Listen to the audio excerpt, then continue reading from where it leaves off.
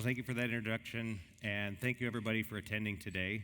My name is Brian Miller. I am the CEO, Director, and Co-Founder of Astra Exploration. I'll be walking you through a relatively new story many people don't yet know about, making some headway in Argentina and Chile, high-grade gold and silver. I want to talk real quickly about some macro factors. I've been asked to include this in presentations.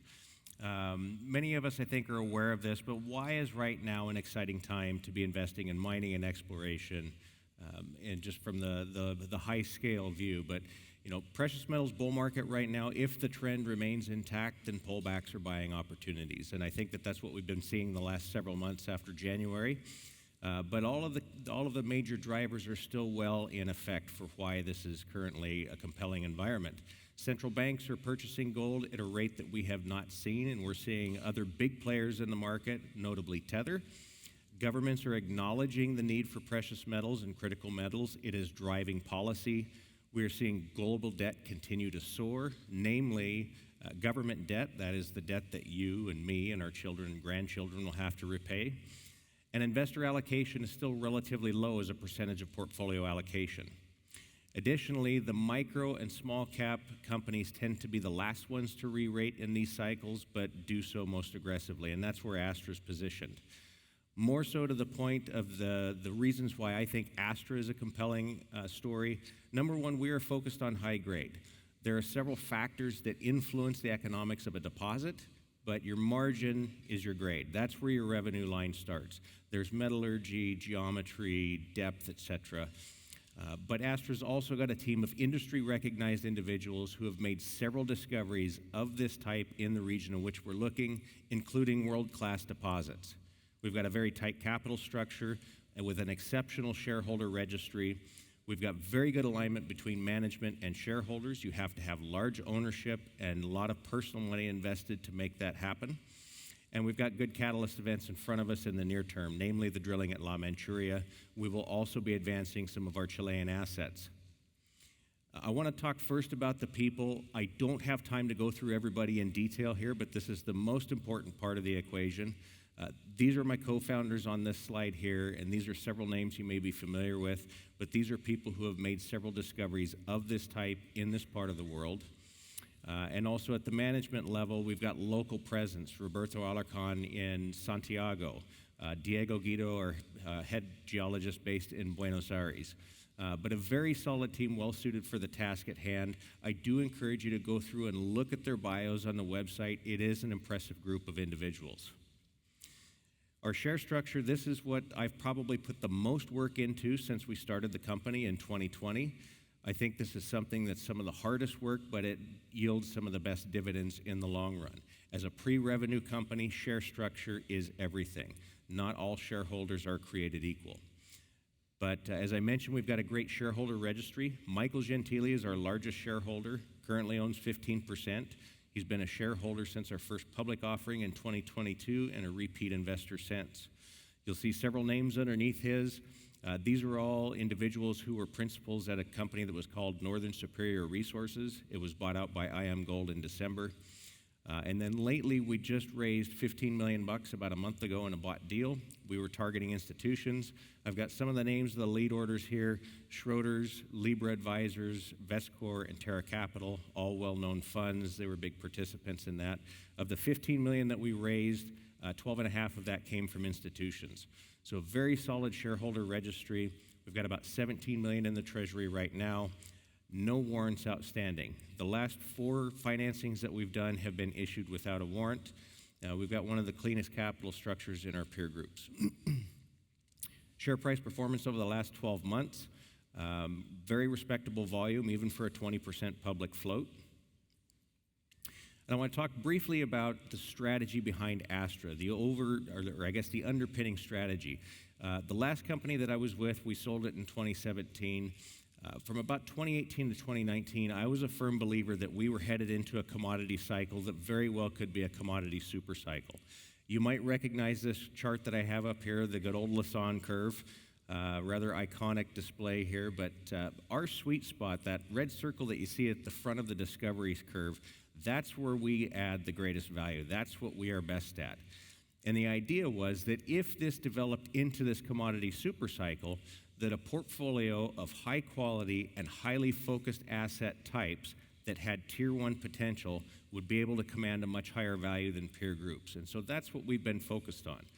I've believed for some time that the capital for junior companies, one of the most important sources of capital, was going to be from producers because they would be some of the most profitable companies in the world. And we're starting to see that develop right now. They've got pipelines that need replenished, and we're positioning for that. Our flagship project is called La Manchuria. It's in the Deseado Massif of Argentina, the province of Santa Cruz. It is one of the best mining jurisdictions in Argentina. The Massif is perhaps one of, if not the most well-endowed place in the world for epithermal gold and silver. But it's got several producing mines, including world-class deposits like Cerro Negro, about 150 kilometers to the north, and Cerro Vanguardia, about 100 kilometers to the east, both of which have total known endowment of over 10 million ounces. There are several other past producing and currently producing smaller scale mines. The one furthest to the east, I don't know if I don't have the laser here, but the one furthest to the east, Cerro Moro, was actually built by one of my directors, Darcy Marood, when he was at Yamana. Darcy led one of the teams that discovered El Peñón in Chile. He discovered the Mercedes mine in Mexico, and he built the Cerro Moro mine with his team in Argentina. We do make some comparisons between La Manchuria and Cerro Negro. And I want to be clear, I'm not saying that we have Cerro Negro.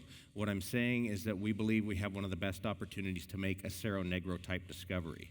And what I mean by that, now Cerro Negro is a very special deposit. It's absolutely spectacular, but there are geological similarities between the two. There's also similarities in how these things evolved. Both La Manchuria and Cerro Negro both started out as the discovery of a near-surface disseminated deposit. So this is just a general diagram here, a conceptual idea of how a lot of these epithermal systems work.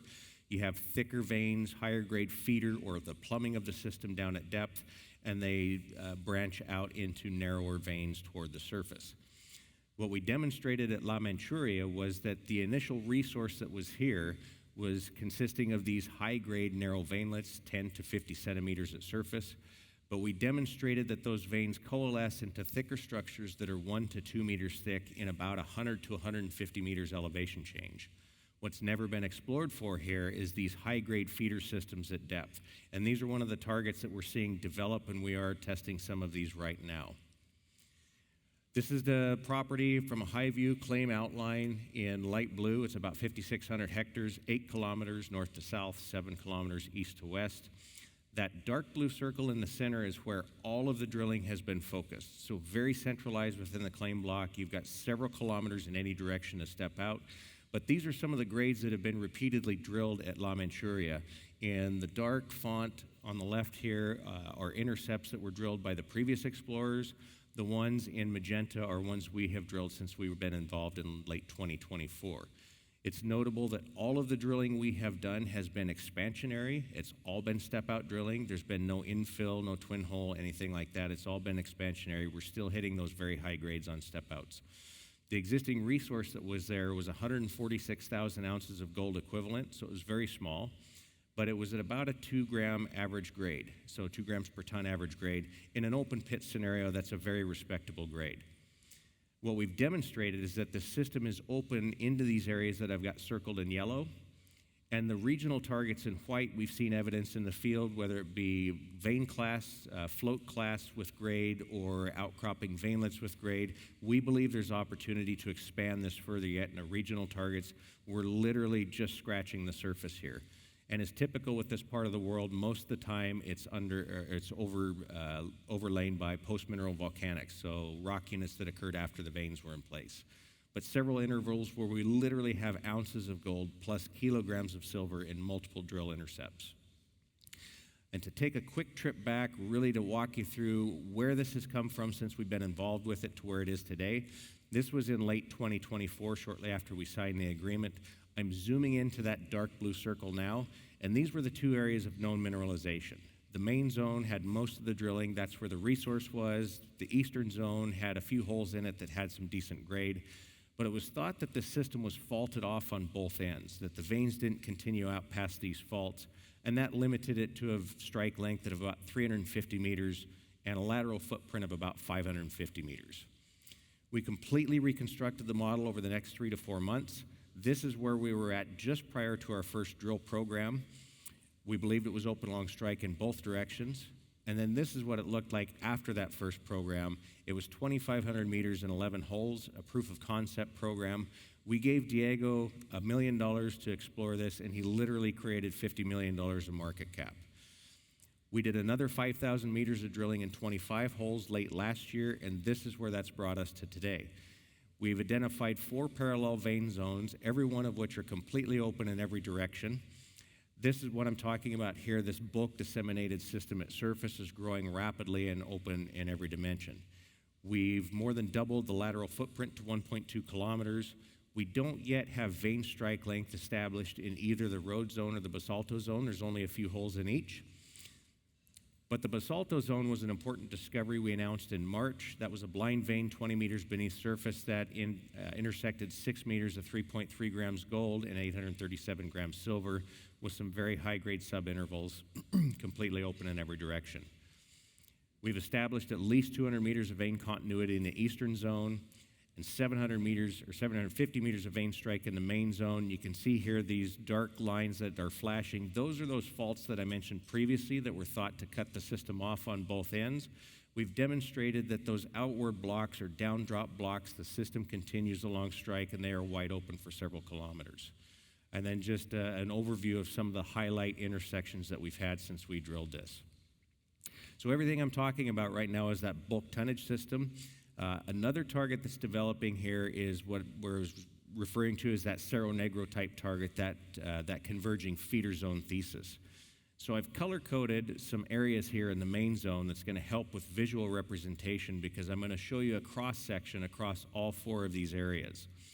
And that's what this is here. We've got veins in red, we've got faults in blue, and what we're seeing here, so you've got the east feeder in green, the central feeder in orange, the west feeder in blue, and now the basalto zone. These are those 1 to 2 meter thick high-grade veins that have several kilos of silver and multiple grams of gold, and we are seeing these things converge as we go down to depth, and this is about 180 meters beneath surface. That's another important part about this is that every bit of the drilling so far has been quite shallow. Most of the drilling is between 100 to 150 meters. So this will be a target in this campaign that we're doing right now. We've got 5,000 meters of drilling that's underway. We'll be wrapping that up in about 2 weeks. We should have assays in, call it August, maybe July. So that's going to be a major catalyst going forward. We will be doing some work on some of the Chilean, or one of the Chilean assets at least, Don Mario, as well. We'll be putting some news out on that over the coming weeks. We'll be looking to increase drilling in 2026. Right now, with the cash on hand, we're funded for about 20 to 30,000 meters of drilling. That should easily last us probably a year and a half, if not more. If it doesn't last that long, that means this 5,000 meters that we're doing right now was wildly successful, and we've probably added a 3rd rig later this year. But we've got a great portfolio that we're advancing. It's worth noting the Don Mario project. You'll be hearing more about that in the upcoming weeks, but that's got the opportunity to add a lot of value as well. So very exciting time as a company. I'll be around the rest of the day, and we're actually over in room 12. I don't have any more meetings lined up, so if you have any questions, please feel free to stop by, and I thank you for attending today.